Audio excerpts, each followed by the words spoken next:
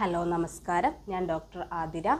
ഇന്ന് നമ്മൾ ഡിസ്കസ് ചെയ്യുന്നത് മൂത്രക്കല്ല് ഉണ്ടായാൽ എന്തൊക്കെ ഭക്ഷണങ്ങൾ നമ്മൾ ശ്രദ്ധിക്കണം, എന്തൊക്കെ നമ്മൾ കൺട്രോൾ ചെയ്യണം എന്നതിനെക്കുറിച്ചാണ് ഇന്ന് നമ്മൾ നോക്കുന്നത്. ഇങ്ങനെ ഉണ്ടാവുന്ന ആൾക്കാർക്ക് എന്തൊക്കെ ഭക്ഷണങ്ങൾ അവർ കഴിക്കാതിരിക്കണം എന്നതിനെക്കുറിച്ച് പലർക്കും പല ഡൗട്ടാണുള്ളത് അല്ലേ.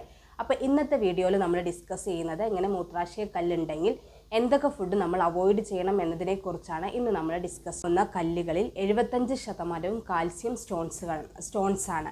അപ്പോൾ ഈ കാൽസ്യം ഒരുപാടുള്ള ഭക്ഷണങ്ങൾ അവോയ്ഡ് ചെയ്യുക എന്നുള്ളതാണ് ഏറ്റവും മസ്റ്റായിട്ട് നമ്മൾ ശ്രദ്ധിക്കേണ്ടത്. അപ്പോൾ കാൽസ്യം ഓക്സലൈറ്റ്, അതേപോലെ യൂറിക് ആസിഡ്, ഫോസ്ഫറസ് ഇതൊക്കെയുള്ള അടങ്ങിയിട്ടുള്ള ഭക്ഷണം, സോഡിയം ഇതൊക്കെ അടങ്ങിയിട്ടുള്ള ഭക്ഷണങ്ങൾ നമ്മൾ പാടെ അവോയ്ഡ് ചെയ്യുക എന്നുള്ളതാണ് ഈ മൂത്രാശയ കല്ല് കൺട്രോൾ ചെയ്യാൻ വേണ്ടിയിട്ടുള്ള ഏക ഒരു മാർഗം എന്ന് പറയുന്നത്. കല്ലുള്ള ആൾ ഇപ്പോൾ ഒരു പ്രാവശ്യം മൂത്രാശയ കല്ല് ഉണ്ടായിട്ട് അത് ട്രീറ്റ്മെൻറ്റ് എടുത്ത് മാറിയിട്ടുള്ള ആളാണെങ്കിൽ പിന്നീടും ഈ കല്ല് ഉണ്ടാവാനുള്ള ചാൻസസ് കൂടുതലാണ്.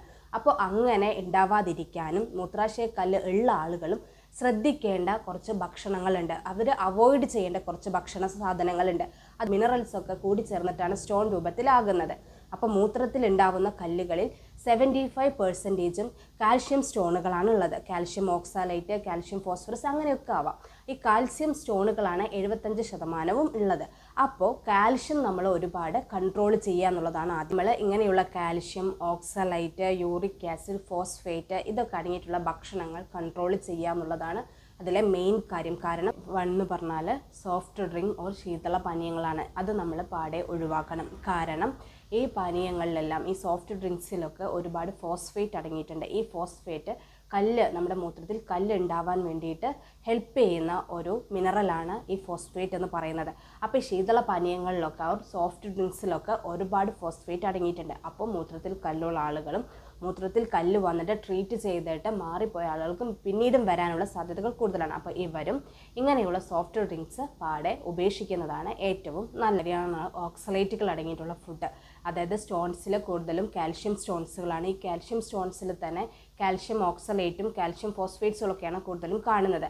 അപ്പോൾ ഈ കാൽഷ്യം ഓക്സലേറ്റുകളിലെ ഓക്സലേറ്റ്സ് കൂടുതലുള്ള ഭക്ഷണം നമ്മൾ പാടെ അവോയ്ഡ് ചെയ്യണം.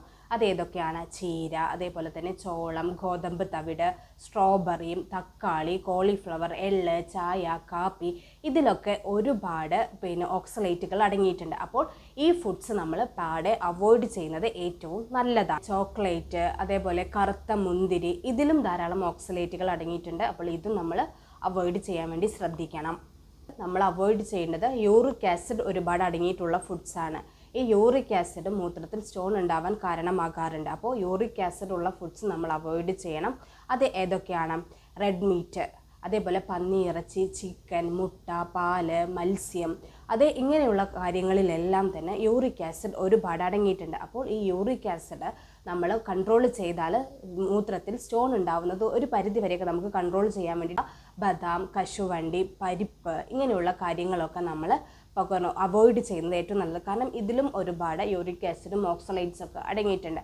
അപ്പോൾ മെയിനായിട്ട് നമ്മളിവിടെ ശ്രദ്ധിക്കേണ്ടത് മൂത്രത്തിൽ കല്ലുണ്ടാവുന്നതിനുള്ള മെയിൻ കാരണം എന്ന് പറയുന്നത് ഇങ്ങനെയുള്ള മിനറൽസ് അടിഞ്ഞുകൂടുന്നതാണ്. അപ്പോൾ ഈ മിനറൽസ് നമ്മൾ നമ്മുടെ ഭക്ഷണത്തിൽ എടുക്കുന്നത് കൺട്രോൾ ചെയ്താൽ അത് നമ്മുടെ ശരീരത്തിനുള്ളിൽ പോകുന്നതിലും ഒരു കൺട്രോൾ ഉണ്ടാവും. ഇങ്ങനെയുള്ള മിനറൽസ് എടുക്കുന്നത് അവോയ്ഡ് ചെയ്താൽ തന്നെ സ്റ്റോൺ ഉണ്ടാവുന്നതും നമുക്ക് കൺട്രോൾ ചെയ്യാൻ വേണ്ടിയിട്ട് സാധിക്കും. ഓക്സലേറ്റുകൾ ഒരുപാട് കഴിക്കുന്നുണ്ടെങ്കിൽ തന്നെ അതേ കൂടെ തന്നെ കാൽഷ്യവും ആഡ് ചെയ്യാൻ വേണ്ടി ഹെൽപ്പ് ചെയ്യുക. ആ സമയത്ത് ദഹന പ്രക്രിയയുടെ സമയത്ത് ഈ കാൽഷ്യം ഓക്സലേറ്റും കൂടെ ചേർന്നിട്ട് കാൽഷ്യം ഓക്സലേറ്റ് ആവുകയും അത് സ്റ്റോണിൻ്റെ രൂപത്തേക്ക് പോവാതിരിക്കുകയും ചെയ്യും.